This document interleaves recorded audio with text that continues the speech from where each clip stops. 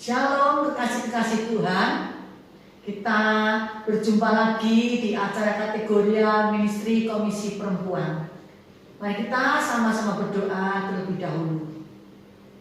Bapa dalam surga, Bapa yang kami sembah dalam nama Tuhan Yesus Kristus, kami mengucap syukur buat berkat yang Kau berikan kepada kami.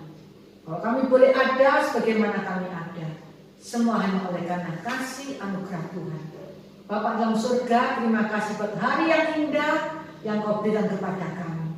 Pada pagi hari ini Tuhan, kami akan menerima berkat firman Tuhan, berbicara kepada kami, didik, tegur, nasihati kami semua Tuhan. Kami sungguh memerlukan firman Tuhan. Terima kasih Tuhan, urapi kami semuanya, berbicaralah Tuhan. Di dalam nama Tuhan Yesus, Roh Kudus ambil pucuk pimpinan. Haleluya, haleluya, amin.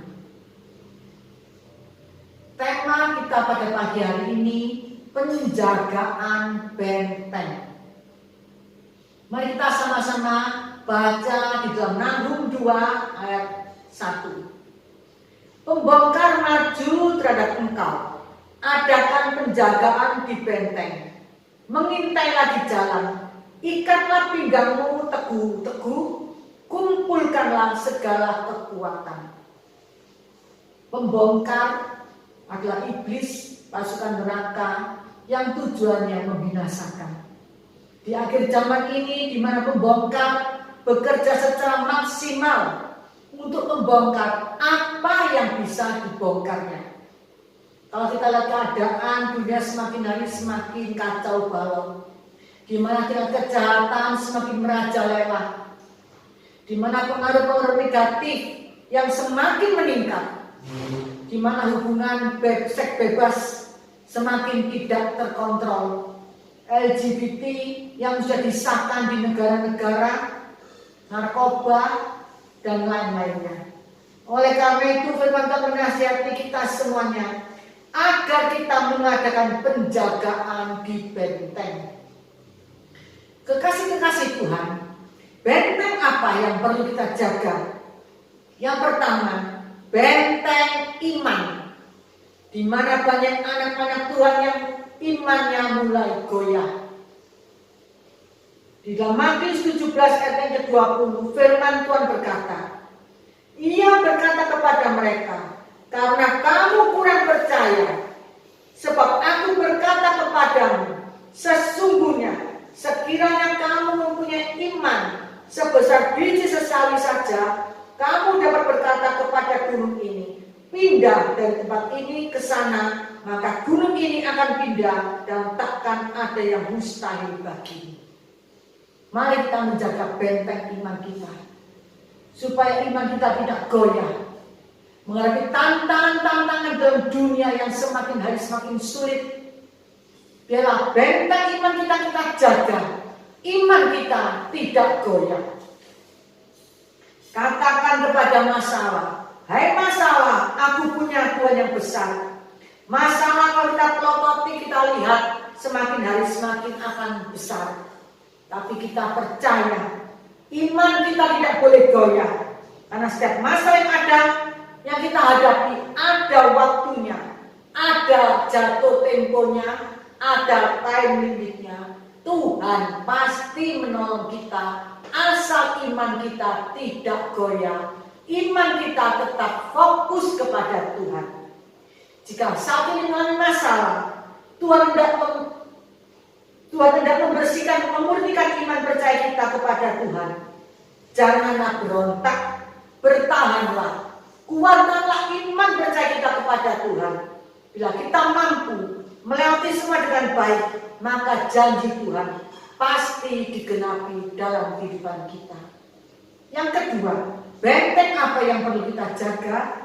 Benteng hati. Hati yang bagaimana yang Tuhan kehendaki?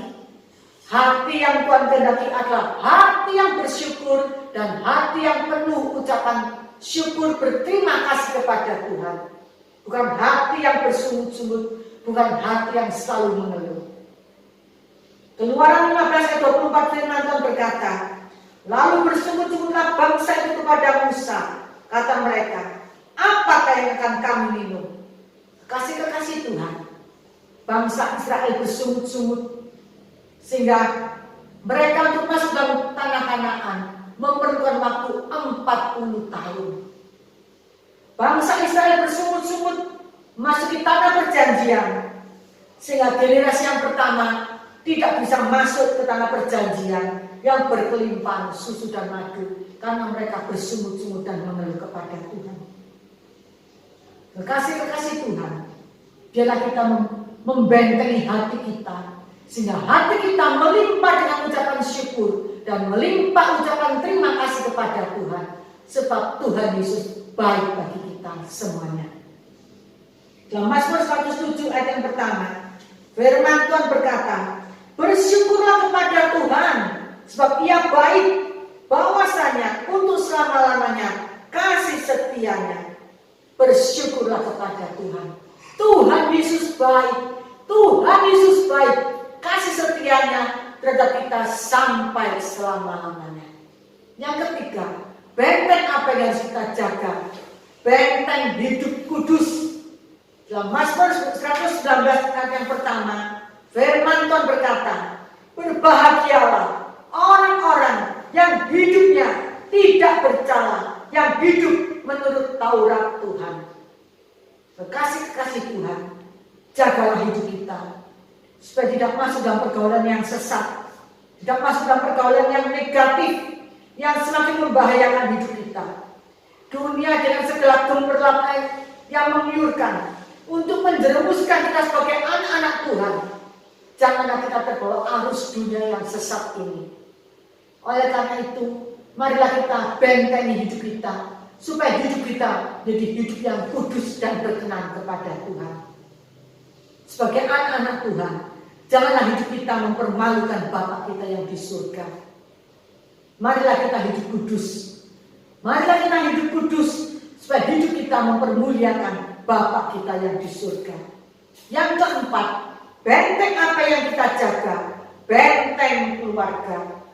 Keluarga harus kita jaga dengan baik-baik. Dalam Amsal 17 ayat yang ke-6 firman Tuhan berkata, mahkota orang-orang tua adalah anak cucu dan kehormatan anak-anak adalah nenek moyang mereka. Rumah tangga keluarga harus kita jaga, kita bentengi. Suami istri harus kita bentengi kehidupan saling setia, saling mengasihi, saling percaya, saling mencintai. Ciptakan suasana surga dalam kehidupan rumah tangga kita. Ciptakan suasana surga dalam keluarga kita. Mari kita adakan mesbah keluarga. Undang Yesus hadir dalam kehidupan keluarga kita. Undang Yesus hadir dalam rumah tangga kita. Sehingga ada benteng yang melindungi rumah tangga dan benteng keluarga kita. Bukan hanya kita sebagai mengenal Tuhan saja, tapi biarlah kita sebagai orang tua mengenal dan dikenal oleh Tuhan, dan anak-anak cucu kita juga mengenal dan dikenal oleh Tuhan. Tetapi seisi keluarga kita supaya mengenal dan dikenal oleh Tuhan. Kalau kita lihat sekarang banyak rumah tangga, banyak keluarga yang digoncangkan di dalam akhir zaman ini, banyak keluarga-keluarga yang berantakan karena mereka tidak menjaga benteng keluarganya. Mereka tidak mengundang Yesus hidup dalam rumah tangganya. Tidak mengundang Yesus sebagai kepala rumah tangga, menjadi pemimpin dalam rumah tangganya. Sehingga rumah tangga mereka, keluarga mereka digoncangkan oleh iblis, oleh perusak. Sehingga keluarga mereka menjadi berantakan. Mari kita berjaga-jaga, tetap teguh dengan kekuatan dari Tuhan, kita pasti menang. Dalam Yosua 24 ayat 15 bagian yang terakhir, tetapi aku dan seisi rumahku, kami akan beribadah kepada Tuhan. Kekasih-kekasih Tuhan, keluarga kita, rumah tangga kita perlu kita bentengi supaya tidak dirusak oleh perusak, yaitu iblis. Yang kelima, benteng apa yang perlu kita jaga? Benteng kesehatan. Di dalam pandemi COVID ini, di mana kita diharuskan untuk melakukan protokol kesehatan, kita harus mentaati sehingga tubuh kita menjadi sehat, tubuh kita menjadi kuat, dan kita terhindar daripada virus-virus corona. Kekasih-kekasih Tuhan, marilah kita membentengi iman kita, membentengi hati kita, membentengi hidup kudus kita, membentengi keluarga kita, membentengi kesehatan kita. Sehingga lagi depan kita, nama Tuhan dipermuliakan. Kekasih-kekasih Tuhan, mari kita sama-sama berdoa. Bapa dalam surga, kami mengucap syukur buat hari yang indah. Kami sudah menerima berkat firman Tuhan. Firman Tuhan mengajarkan kepada kami supaya kami memiliki benteng, yaitu benteng iman, benteng keluarga, benteng hidup kudus, benteng kesehatan, dan benteng hati kita harus kita jaga semua Tuhan. Tuhan, dalam akhir zaman ini kami tidak bisa berjalan sendiri Tuhan. Kami perlu Tuhan Yesus, kami perlu Roh Kudus untuk menuntun langkah-langkah kami, untuk membentengi kami, untuk melindungi kami semuanya. Terima kasih Tuhan Yesus.